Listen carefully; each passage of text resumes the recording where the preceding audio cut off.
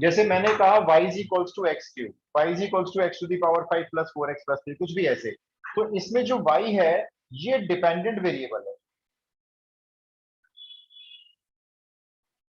y dependent variable है। और जो x में फंक्शन बना हुआ है, तो ये जो x है ये इंडिपेंडेंट वेरिएबल है।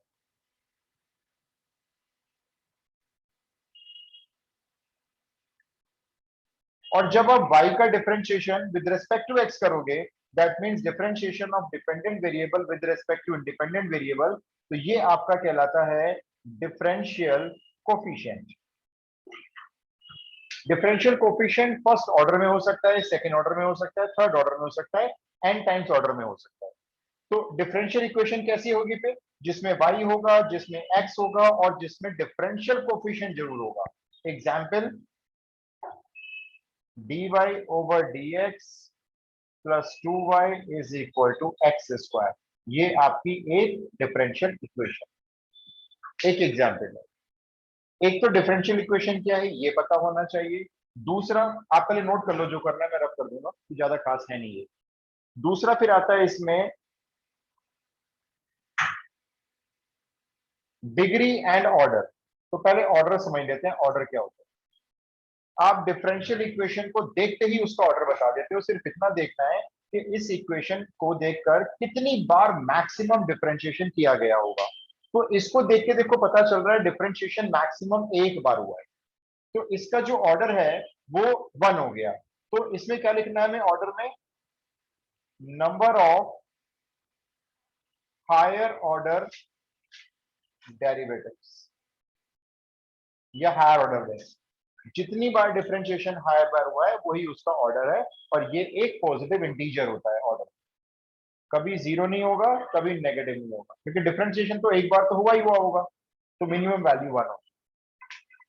For example d square Y upon D x square plus 2 dy by D x का whole square plus 3y equal to x. इसको देख के पता चल रहा है कि डिफरेंशिएशन 2 बार हुआ है,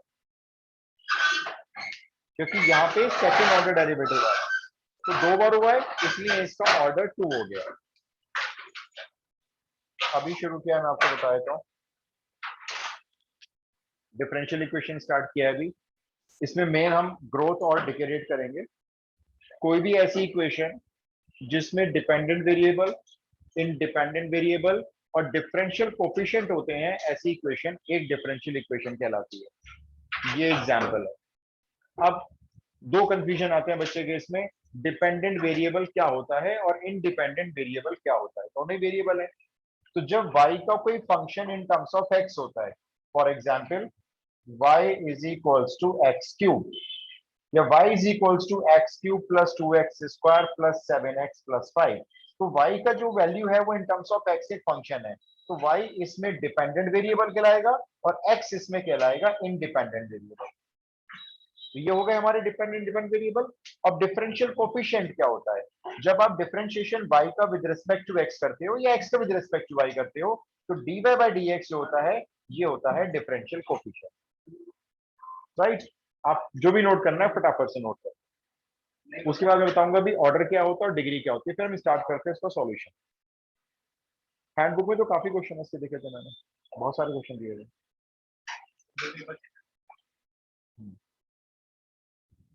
ग्रोथ एंड डिके रेट के क्वेश्चंस तो कंफर्म है।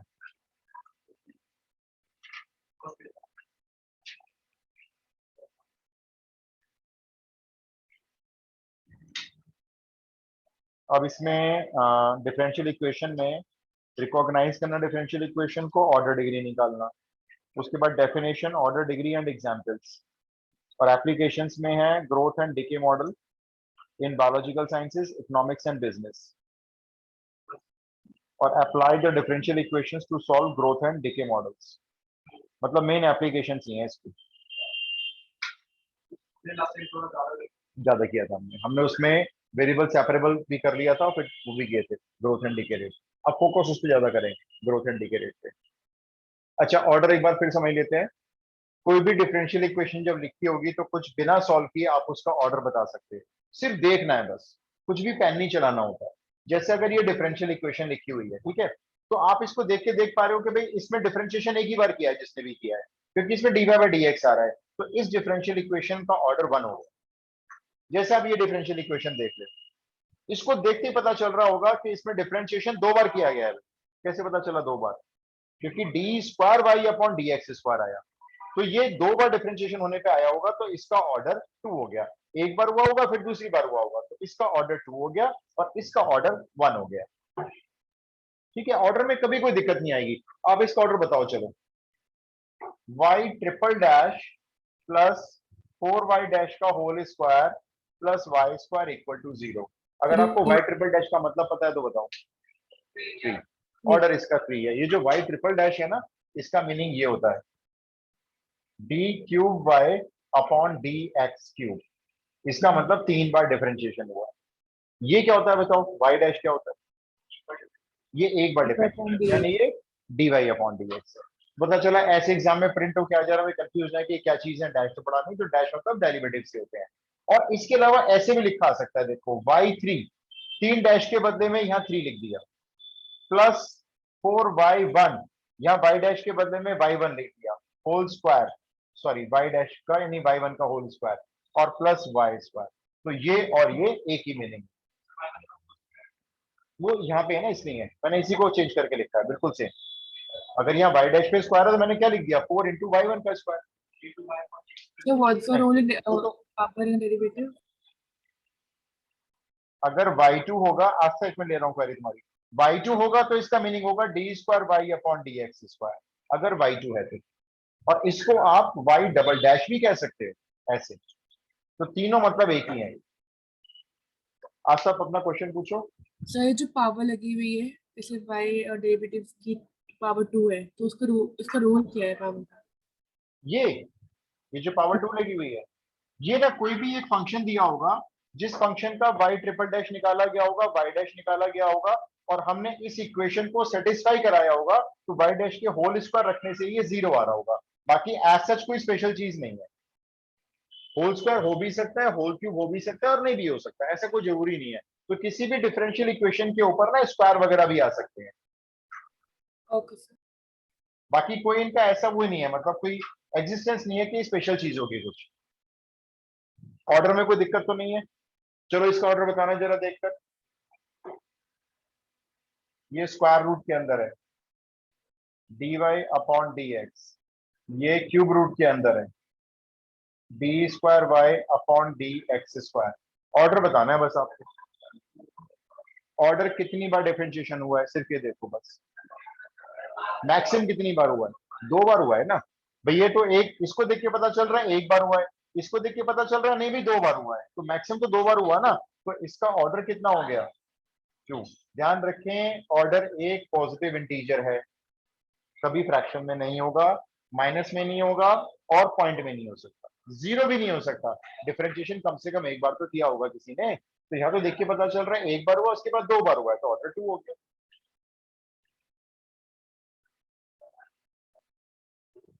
बोलो क्लियर है? अब ऑर्डर के बाद नेक्स्ट टॉपिक आता है इसका डिग्री। जरा ये ध्यान से समझना। डिग्री कोई नया वर्ड नहीं है, डिग्री पुराना है। जैसे मान लो मैं आपको एक छोटा सा क्वेश्चन पहले बेसिक फॉर्म क्लास का देता हूं। ये एक पॉलिनोमियल है x में, x cube minus 7x square plus 6x minus 7। ठीक है, ये पॉलिनोमियल है अगर, तो इसकी आपसे पूछी जाती थी डिग्री बताओ क्या है इस पॉलिनोमियल, तो आप उसमें 3 बोलते। ठीक है, कोई दिक्कत नहीं है। अब मैंने कहा पॉलिनोमियल है P X is equals to X cube plus sine X, तो मैंने कहा ये पॉलिनोमियल है, इसकी डिग्री बताओ जरा।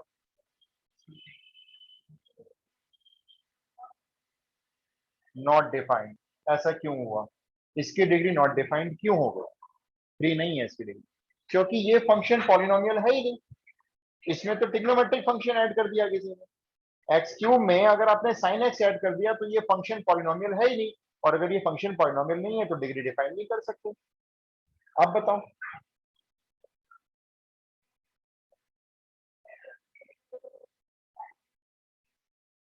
अब बताओ डिग्री। फिर से नॉट डिफाइंड हो गई। अब क्यों हो गई नॉट डिफाइंड? अब तो साइन एक्स नहीं है लेकिन, लेकिन ई टू दी पावर एक्स का फंक्शन ऐड कर दिया भाई आपने, तो इसकी डिग्री भी क्या हो गई, नॉट डिफाइंड हो गई।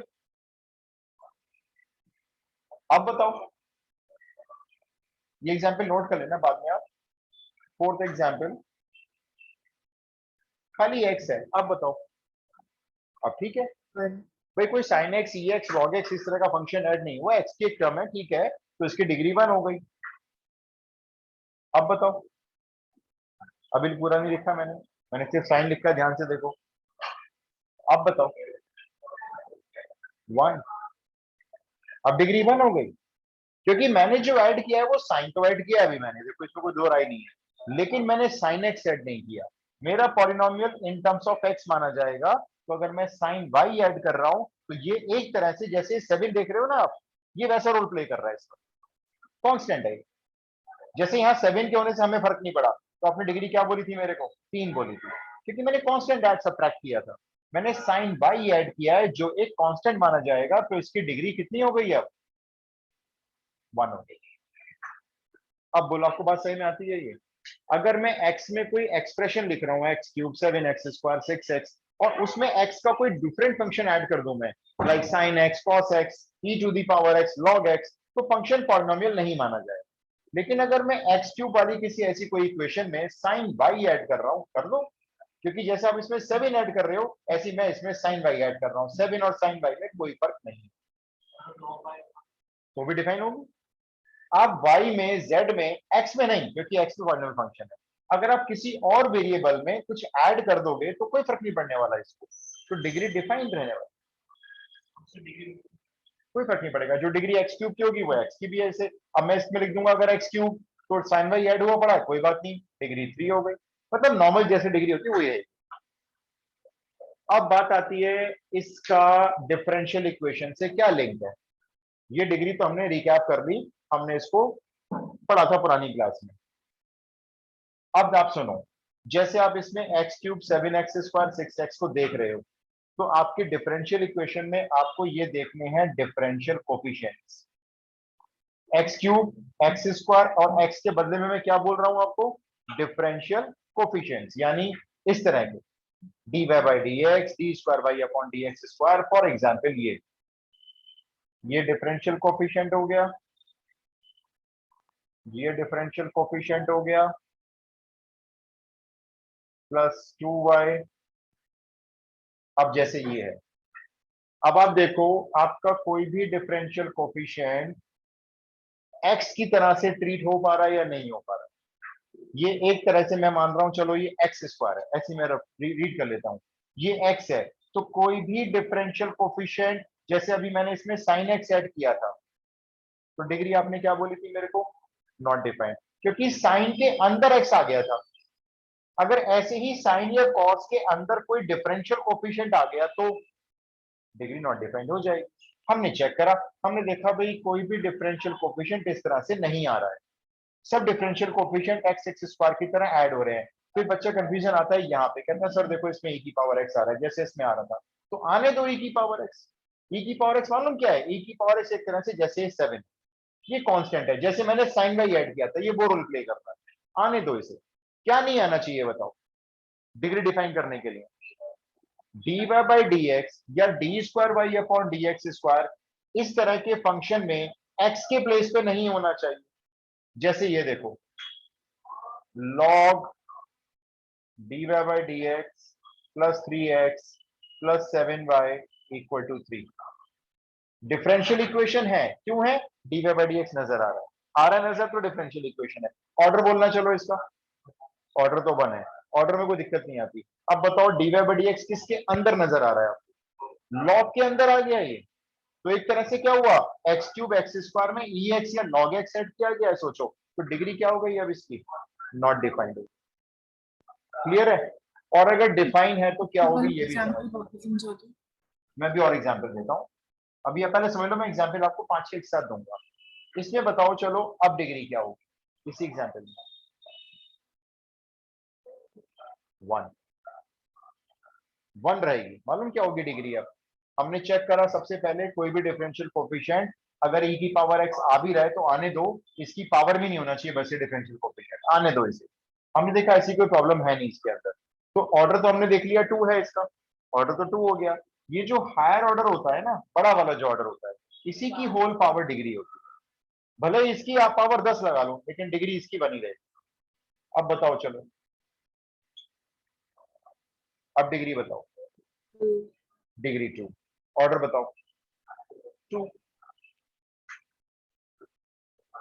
अब बताओ डिग्री 1। तो मैं यहाँ पे जो बदलाव कर रहा हूँ आपको फर्क नहीं पड़ रहा है इससे। आप तो यहाँ देख रहे हो मैं यहाँ क्या चेंज कर रहा हूँ बार बार। तो हायर ऑर्डर की होल पावर ही डिग्री होती है। शर्त यही है, कोई भी डिफरेंशियल कोफिशिएंट अगर ई एक्स आ रहा है, लॉग एक्स आ रहा है, आने दो, कोई दिक्कत नहीं है, उसके एंगल में ना पहुंच जाए। अब बताओ,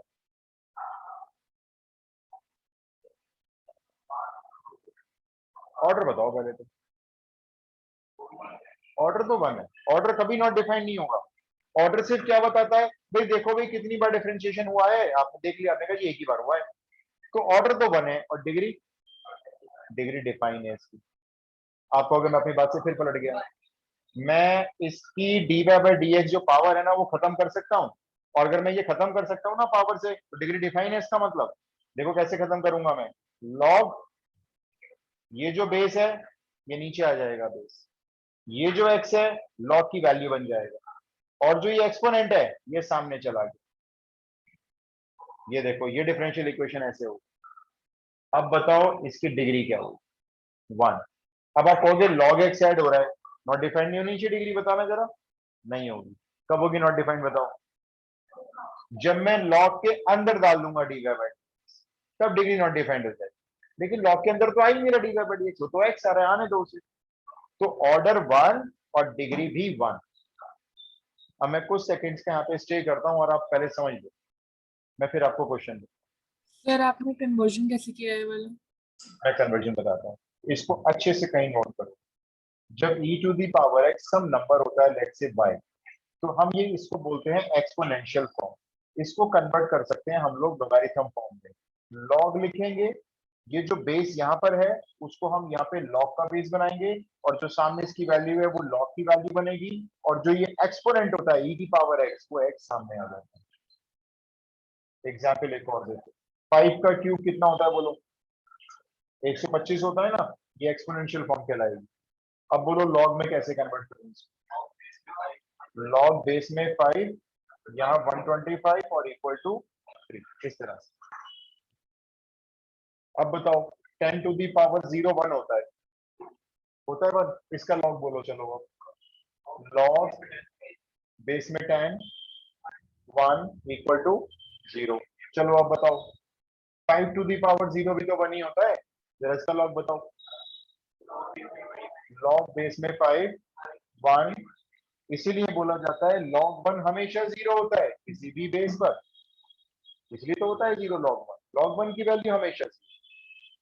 अब बताओ e is equals to, e का लॉग बताओ चलो। e तो e के बराबर है, लॉग बताओ इसका। ये लॉग बता दो, 1 पावर लिखी, चलो अब बताओ। लॉग बेस में e, अब आप याद करो कभी कभी हम log e को 1 पुट करते हैं इंटीग्रेशन, रीजन यही है क्योंकि जब log e होता है और बेस भी होता है तो 1 हो जाता है इसमें। बताओ जी, क्लियर है। सर हम सब फिर डिसाइड कैसे करेंगे कि उसको सिंपलीफाई करने की नीड है कि नहीं? देखो अगर आप देख रहे हो कि आपका d Y by D x to the power में चला गया है, आपसे ये पूछ रहे हो ना कैसे डिसाइड करेंगे। Yes sir. हाँ मैं आपको बता देता हूँ कि हम क्या डिसाइड कैसे करेंगे कि क्या ये ई टू दी पावर में से खत्म हो सकता है। आप सोचोगे कि अगर हम इसमें लॉग अप्लाई करते हैं तो ये पावर से नीचे उतर सकता है, लॉग की प्रॉपर्टी से, और उतर गया। लॉग लेने से ये पावर से बाहर आ गया, ई से फ्री हो गया, तो डिग्री डिफाइंड हो गई। इसका आंसर 90% बच्चे जिनको डिग्री ऑर्डर का नॉलेज होती है वो इसके बोलते हैं डिग्री नॉट डिफाइंड है, जबकि डिफाइंड होती है। ओके। एक और दूंगा कंफ्यूज करने वाला, ठीक है, ध्यान से बताना, ऑर्डर एंड डिग्री।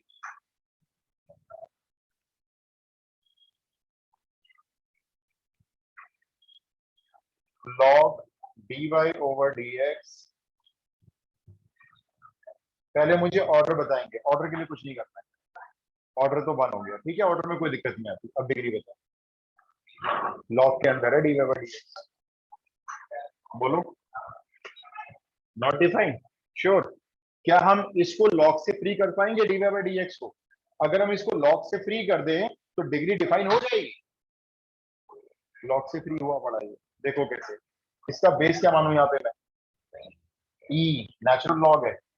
जब बेस शो नहीं होगा ना फंक्शंस में, कैलकुलस में, लिमिट्स, डिफरेंशिएशन में, तो बेस ई है।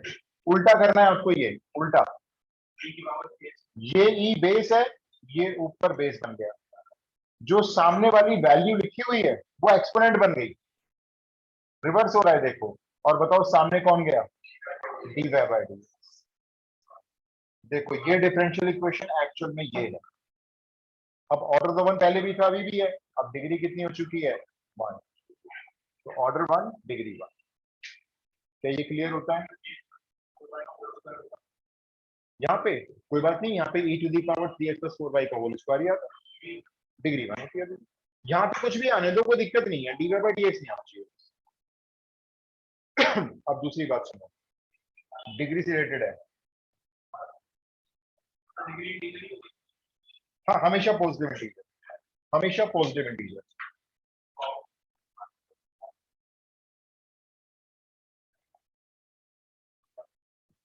ये डिफरेंशियल इक्वेशन है। ऑर्डर बताएं पहले जल्दी से। ऑर्डर तो 2 है भाई, 2 बार डिफरेंशिएशन मैक्सिमम हुआ ही है। अब वो क्वेश्चन कह रहा है डिग्री बताओ जी आप।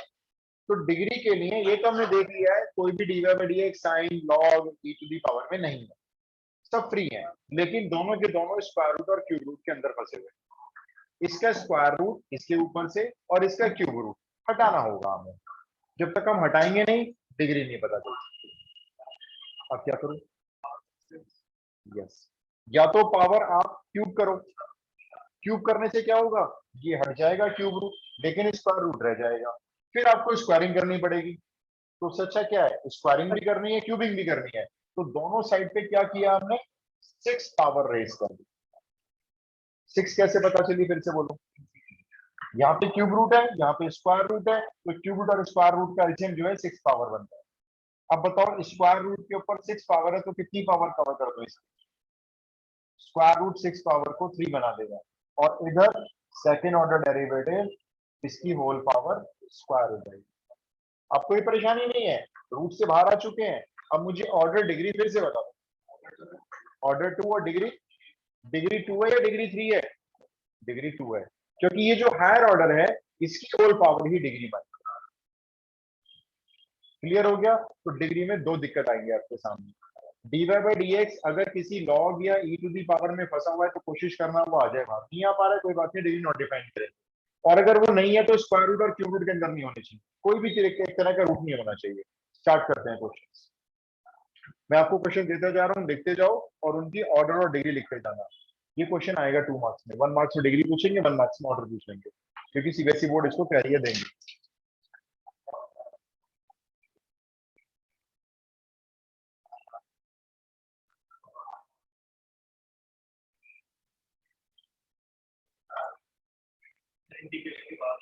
हाँ, उसके जस्ट बाद है, इंटीग्रेशन बोल रहा हूँ।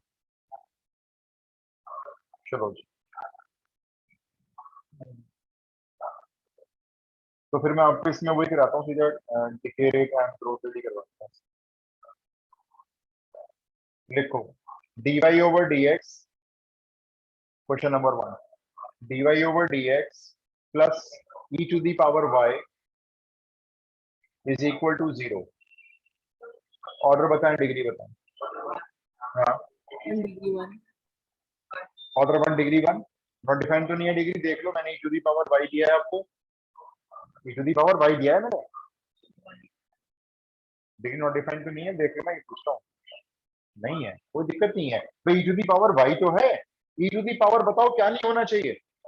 dy बाई dx या D square y by D x square, वो नहीं होना चाहिए। पावर y है तो कोई दिक्कत नहीं है। तो ऑर्डर 1 डिग्री 1। सेकंड लिखो dy upon dx whole power 4, dy upon dx whole power 4 plus 3y into y double dash, 3y के साथ इंटू में y double dash equal to 0। बोलो, ऑर्डर बोलो पहले। 2 डिग्री, डिग्री 1, डिग्री 4 मत कर देना, बड़ी पावर नहीं देखनी है। जो हायर ऑर्डर वाली वैल्यू है उसकी होल पावर ही डिग्री होगी। तो ऑर्डर 2 हो गया और डिग्री 1 हो गई। Next,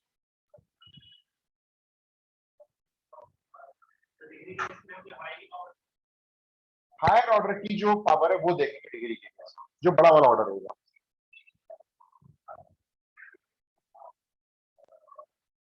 y triple dash whole square, y double dash whole cube plus y dash whole power 4 plus y5 equal to 0। Order 3 degree 2। ठीक है, ये हायर ऑर्डर है और हमने चेक कर लिया कोई y डैश ऐसा नहीं है जो प्रॉब्लम देगा हमें। तो y ट्रिपल डैश मतलब ऑर्डर 3 और इसी की whole power degree 2। Next,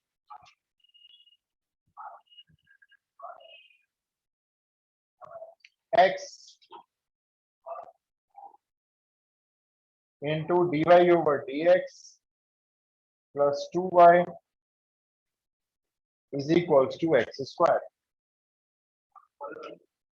order तो 1 है, ठीक है, डिग्री बता दो। 1। डिग्री भी 1। Next, dy by dx whole power 2/3 equal to d square y upon dx square का under root. dy by dx whole power 2/3 और इधर स्क्वायर रूट के अंदर d square y upon dx square. Order तो 2 है, दिख रहा है, 2 का डिफरेंशिएशन हुआ है, अभी दिख रहा है साफ साफ। अब स्क्वायरिंग करें या क्यूबिंग करें, क्योंकि क्यूब रूट भी है, ये रहा ना बाय 3, वही पावर 6 रेज का। भाई क्यूब रूट कैसे पता चला, ये रहा बाय 3 पावर, देखो ये क्यूब रूट हो गया और ये स्क्वायर रूट लगा हुआ है, दोनों खत्म करने हैं आप। तो पावर 6 रेज करके दोनों खत्म करने।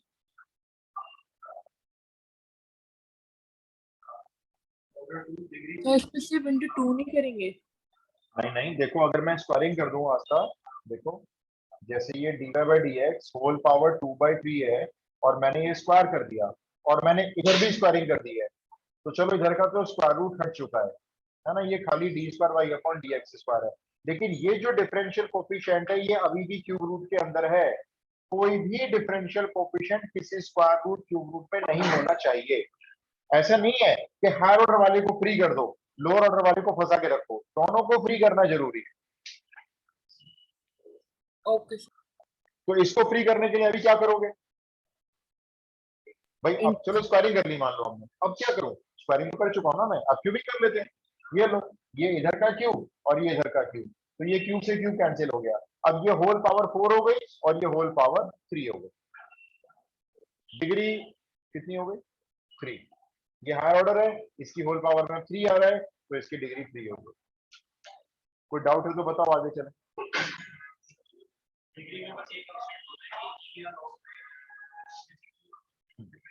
डिफरेंशियल कोएफिशिएंट 3 होना चाहिए, किसी भी फंक्शन में नहीं आना चाहिए। लॉग या साइन या इस तरह, साइन कॉस तो आएंगे नहीं आपके कोर्स में, तो लॉग या e to the power x में फंसा सकते हैं।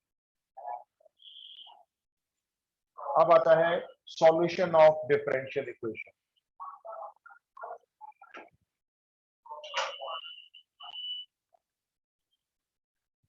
किसी भी डिफरेंशियल इक्वेशन के सॉल्यूशन का मतलब क्या होता है ये समझो पहले। ऐसी कौन सी इक्वेशन रही होगी, जैसे मैंने कहा भाई ये डिफरेंशियल इक्वेशन है, सिंपल सी ले लेता हूं,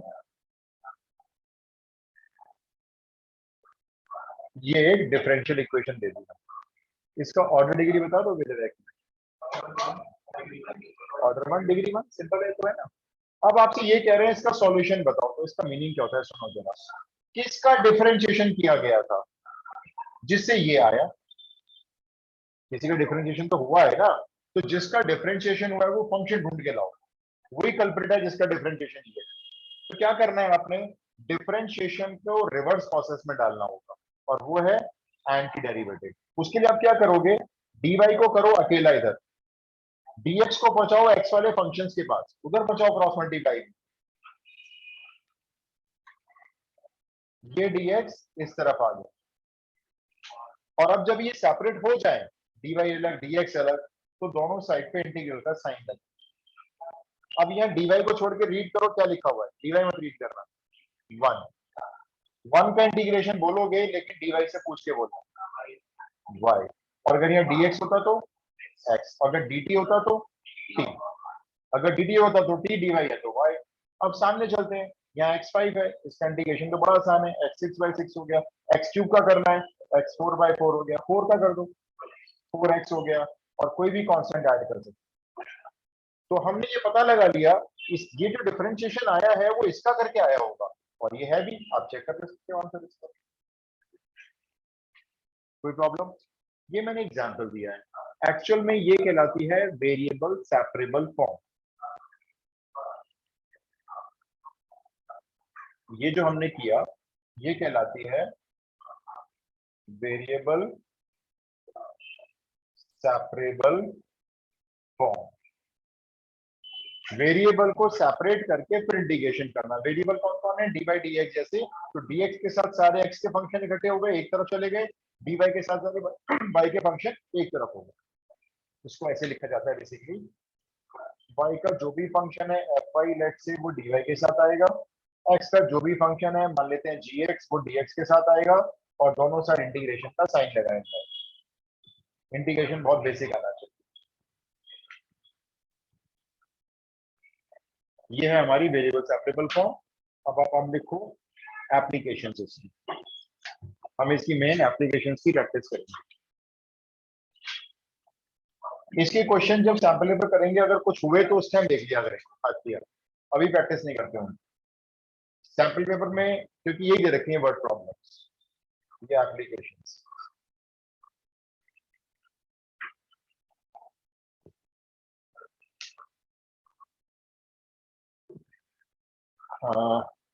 ग्रोथ एंड डिग्रेड के क्वेश्चन है वैसे तो आपके इसमें इंपॉर्टेंट, मैं करवा देता हूँ आपको। देखो इसमें तो बहुत सारा दे रखा है differential equation.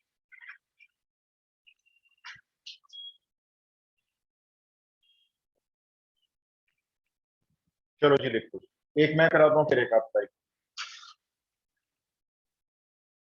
A man deposited, ये ग्रोथ रेट का क्वेश्चन होगा। A man deposited ₹10,000 in a bank. A man deposited ₹10,000 in a bank that pays 4% interest, that pays 4% interest compounded continuously, compounded continuously, full stop. How much amount will he get after 10 years?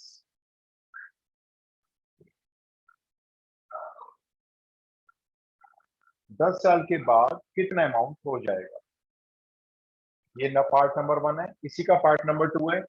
How long it will take the money,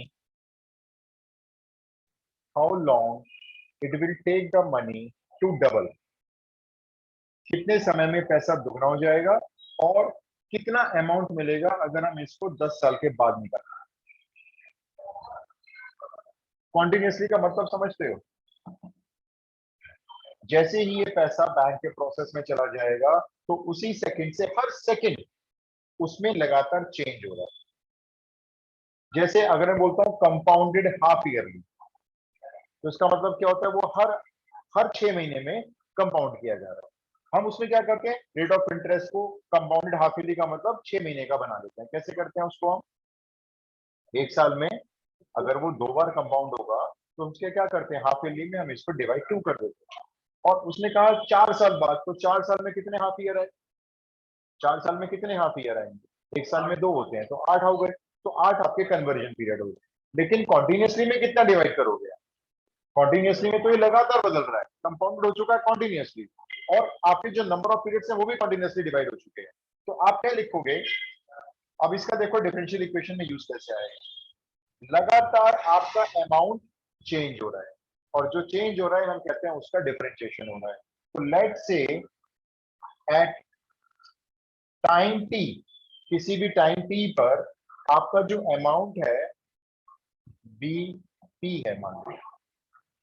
हमने माना किसी भी समय पर जब process में पैसा आ चुका होगा उस वक्त हमारा किसी भी टाइम पर किसी भी क्षण 1 सेकंड बाद 2 सेकंड बाद 2 दिन बाद 2 साल बाद इस टाइम पर हमारा जो अमाउंट है वो पी है। अभी बताओ पी ये बदल रहा है या कांस्टेंट की तरह से रुका हुआ है?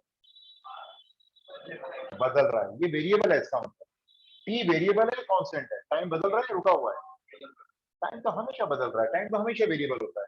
ये आपका अमाउंट जो है टी टाइम पे वेरिएबल है। हम कहेंगे इसका डिफरेंशिएशन हो रहा है तो क्या लिखेंगे डीपी। किसके रिस्पेक्ट में? टाइम के रिस्पेक्ट में। टाइम बदल रहा है तो आपका अमाउंट बदल रहा है, डीपी बाई डी। ये जो रेट ऑफ चेंज है पी का ये किसके इक्वल है? 4% के हिसाब से बदल रहा है। 4% किसका? जो भी उस वक्त अमाउंट प्रेजेंट है पी का, 4% ऑफ पी। अब आप पहले मेरे को ये लाइन बोलो, ये सही में आती है लाइन आपको? पी का डिफरेंशिएशन हो रहा है टी के रिस्पेक्ट में हो रहा है डीपी अपॉन डी, और जो ये रेट है वो हमें दिया हुआ है 4% के रेट से, यानी जितना भी टी टाइम पर अमाउंट है उसमें 4% का चेंज आ रहा है। इसमें मैं 4 से इसको कैंसिल कर रहा हूं। अब बताओ ये इक्वेशन डिफरेंशियल इक्वेशन है या नहीं? डिफरेंशियल इक्वेशन है। क्यों है डिफरेंशियल इक्वेशन, ये भी बता दो। डिफरेंशियल इक्वेशन क्यों है ये नॉर्मल इक्वेशन क्यों नहीं है कोई? डीपी अपॉन डीटी है इसलिए। यस, इसमें डीपी अपॉन डी नजर आ रहा है, इसमें डिफरेंशियल इक्वेशन है। अब हम इसमें वेरिएबल सेपरेट करने जा रहे हैं, तो बताओ ये पी कहां जाएगा? ये डीपी के नीचे आने वाला है। वेरिएबल सेपरेट होंगे ना, देखो तो डीपी के नीचे पी आ गया। 1/525 तो कहीं भी रख लो, ये जो कांस्टेंट है इसको यहाँ रख लो या 25 को यहाँ भेज दो, आपकी मर्जी है तो। और ये जो डी है सामने चला गया। इस तरह से देखो हमने डीपी और डी को अलग अलग किया। अलग अलग जैसे हो जाएंगे आपको यहीं पे इंटीग्रेशन का साइन लगाना है। इंटीग्रेशन का लेवल इसके ऊपर नहीं है। अब आप मुझे 1/p का इंटीग्रेशन बताओ अगर आपको 1/x का आता है। Log P. लॉग p 1/25 का इंटीग्रेशन बताओ और dt से पूछ के बताना। T upon 25। राइट, मतलब 1/25t। अगर यहाँ dx होता तो 1/25x, यहाँ dy होता तो 1/25y। और जब इंटीग्रेशन हो चुका है तो फाइनल में दोनों का मिलाकर एक कांस्टेंट k। हाँ मैंने समझो बाहर ले लिया, ये बाहर हो गया तो 1 बचा होगा यहाँ पे। अब तो 1 का इंटीग्रेशन t है ना। ऐसे समझ लो कि मैंने इसको यहाँ बाहर ले लिया और 1 का इंटीग्रेशन t कर दिया, और साथ में कांस्टेंट ऐड करना है k। इसकी मर्जी है, इधर ऐड कर लो चाहे इधर ऐड कर, कहीं भी एक जगह ऐड कर सकते हो, आपकी मर्जी होती है। अच्छा ये सब काम क्लियर है, यहाँ तक क्लियर है तो आगे चलो। अब आप मेरे को बताओ अगर मैं ये टाइम 0 कर दूं, ये वाला टाइम 0 कर दूं, तो बताओ आपका ये अमाउंट कितना होगा? अभी बैंक में पैसा गया नहीं, टाइम 10,000। 0 हो चुका है। जितना पैसा आप लेके जाने वाले हो बैंक में, टाइम तो 0 है ना, अभी कौन सा बैंक में तो डाला है आपने। तो टाइम 0 पर ये जो पी होता है ये आपका हमेशा वही होता है जो आपने जमा कर। ये आपको अपनी तरफ से हर क्वेश्चन में यूज करना है, मैं इसलिए इसको स्टार मार्क कर देता हूँ। ये आप भूलेंगे नहीं क्योंकि ये आपने इस्तेमाल करना है, क्वेश्चन नहीं बोलेगा आपको इस्तेमाल करने। चलो करते हैं। पी के प्लेस पे रखेंगे 10,000। हाँ बेस ही है, पूरे में नेचुरल लॉग है ये। और यहाँ पे टी को रखेंगे 0 तो ये टर्म 0 हो जाएगी। ये आपको के मिल गया देखो। तो के निकालने का तरीका यही है, टाइम 0 पर आपका जो ये अमाउंट पी है वो इनिशियल अमाउंट बन जाए। अच्छा चलो के की वैल्यू आ गई, क्या करूं इस के की वैल्यू का? पुट कर दो भाई, के निकाला है तो यहीं पुट करो, वापस इसी जगह पे ले आओ इसको।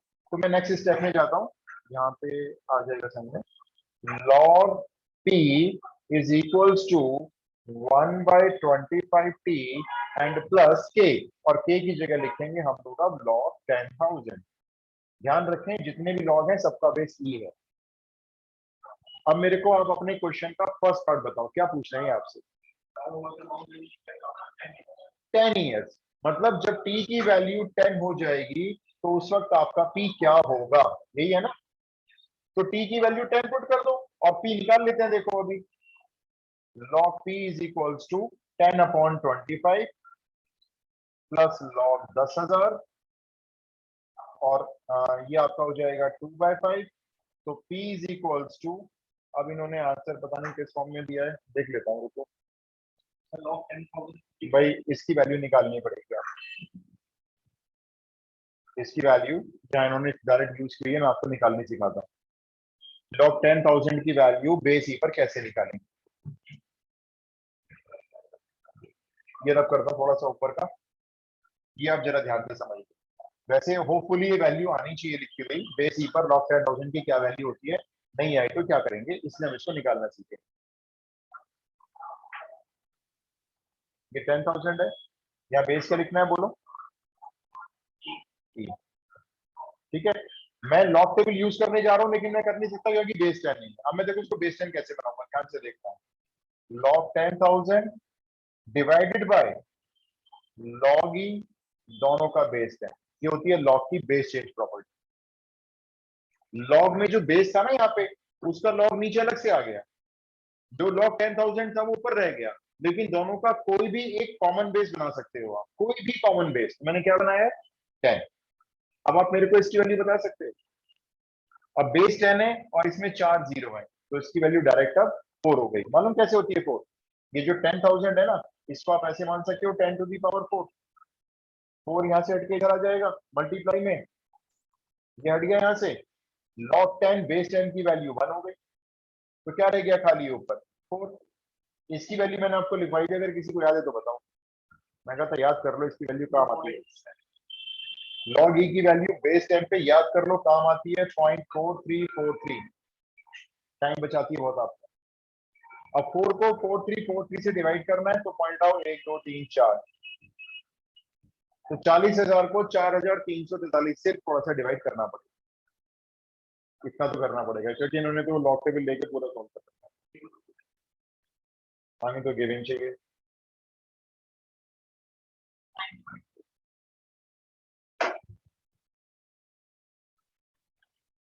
आंसर क्या दिया था ना वैसे, कितना आ रहा है? 9.21। तो ये जो लॉग आपका 10,000 बेस ई की वैल्यू है वो 9.21 है जी। अब 9.21 यहाँ रख दे, और 9.21 में क्या ऐड करेंगे? 2/5। 2/5 यानी 0.4। कितने हो गए? 9.61। किसकी वैल्यू है ये? लॉग पी की वैल्यू है। आपको तो पी चाहिए। अब आप क्या करें? अब आप इसको एक्सपोनेंशियल फॉर्म में कन्वर्ट करो। बताओ इसके यहाँ पे बेस क्या है? तो ई ऊपर बनेगा बेस, पावर में कौन जाएगा? 9.61। इधर क्या आएगा? पी। अगर अब एग्जाम में टाइम ना हो तो यहाँ छोड़ देना, और वरना तो इसकी वैल्यू भी निकालनी सीखो। बेस तो ये होगा, ये इन्होंने ऐसे किया है, तो बहुत बड़ा कर रखा है मुझे। अगर टाइम ना हो तो आप यहाँ पे छोड़ देना, इनफैक्ट की वैल्यू गिवन आनी चाहिए। लेकिन अब ये क्वेश्चन एनसीईआरटी डिस्क्राइब कर रही है तो वेट करना पड़ेगा। सिर्फ लॉग का थोड़ा सा लफड़ा है, बाकी कुछ नहीं है। देखो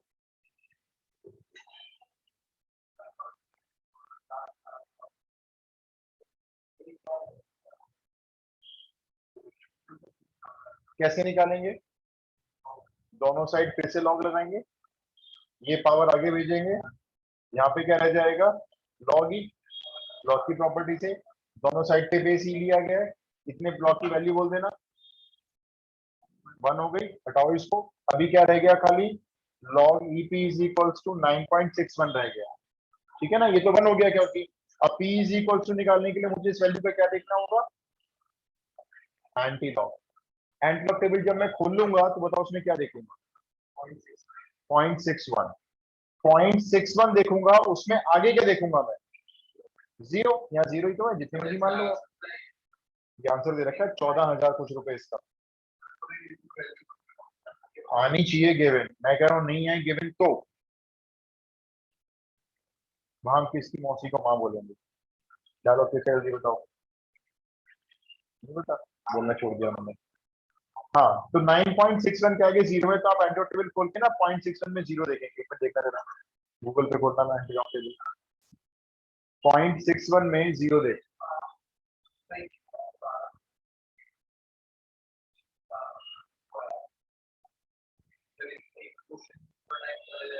यार बस यही रखता है, बस और कोई बात नहीं है। वैसे ना देखो, हमने टर्म 1 भी किया, लगा था कि बहुत टाइम जाएगा, लेकिन हो गया।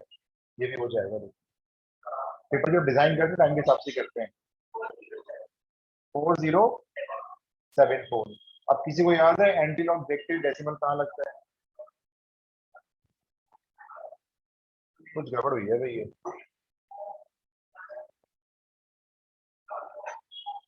ये सही डिवाइड किया था आपने? क्योंकि बताऊं अब क्या होने वाला है, ये इंटू हो गया 10⁹9, और 10⁹9 का मतलब समझते हो, ये डेसिमल चला जाएगा 9 डिजिट पीछे, यानी 3 ये और 6 जीरो और आगे, तो गड़बड़ हो गई कैलकुलेशन।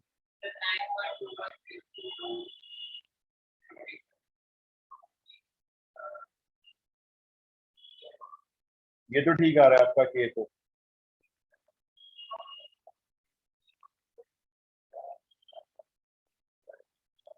देखिए इसमें आंसर आ रहा है 14,918 रुपये 20 पैसे। तो अगर इसके एग्जैक्ट वैल्यू निकाल के देखें, नेक्स्ट तो आ रही है 4913।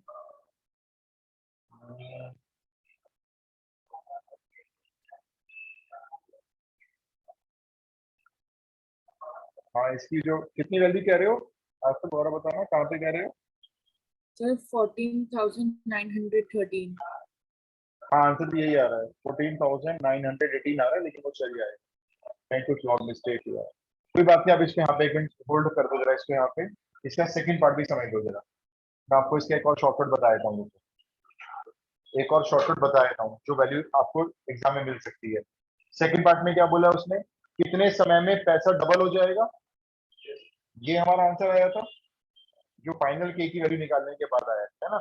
इसी में हमने टी को रखा था अभी 10 साल, और पी निकालने की कोशिश की। अब आप क्या करोगे, पैसा डबल, डबल बोलो, पी कितना चाहते हो? 20,000। तो यहाँ पर हो जाएगा log 20,000 is equals to t upon 25 plus log 10,000। अब ये log 10,000 इधर लाके माइनस कर लो,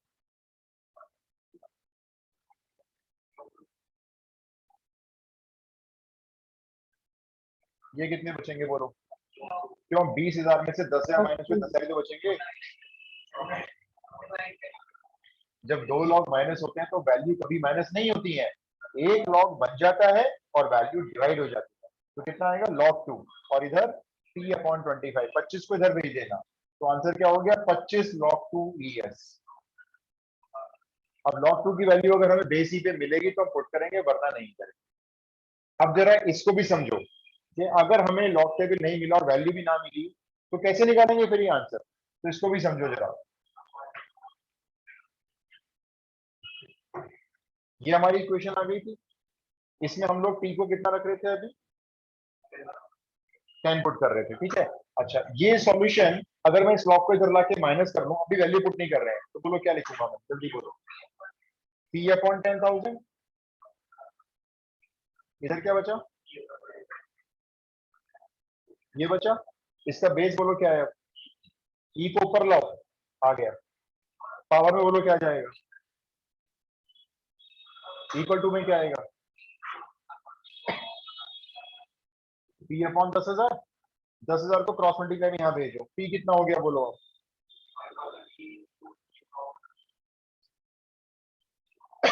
आंसर को ऐसे छोड़ दो, अब पी की वैल्यू गिवन है, पी कितना है बोलो, 10 पुट कर दो यहाँ पे, 10/25 यानी 2/5 यानी कितना, 0.4। तो e की पावर 0.4 की वैल्यू दे सकते हैं आपको एग्जैक्ट, तो नहीं देंगे, हम आंसर को यहाँ छोड़ देंगे, हम ऐसे कर लेंगे स्मार्ट वे। क्लियर है? तो जो दो लॉग थे ना, इस लॉग को इधर लाके माइनस करके वैल्यू डिफरेंशिएट डिवाइड में लॉग को हटाया, एक्सपोनेंशियल फॉर्म बना दी, और फिर वहां से पी निकाल दिया। और पी निकालने के बाद जितना भी समय बोला जा रहा है कि भाई 10 साल में कितना हो जाएगा, तो टी को 10 पुट करके और ऐसे आंसर छोड़, तो अब टाइम ज्यादा नहीं लगेगा।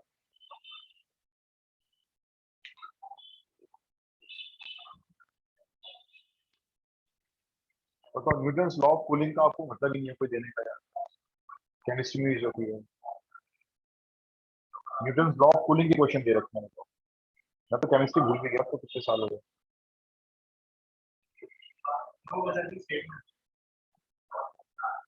नहीं यार, क्वेश्चन होंगे इसके, न्यूटन्स लॉ ऑफ कूलिंग,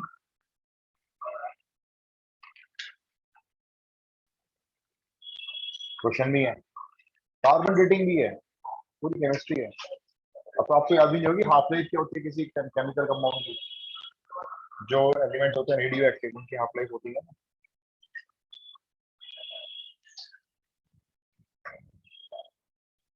लेकिन भी कर लेंगे, देखो दिए में मान लो आए गए तो एक्चुअल यूज तो यही है ना भाई, आप ये सीख रहे हो तो उसको क्यों सीख रहे हो, फिर यूज यही है।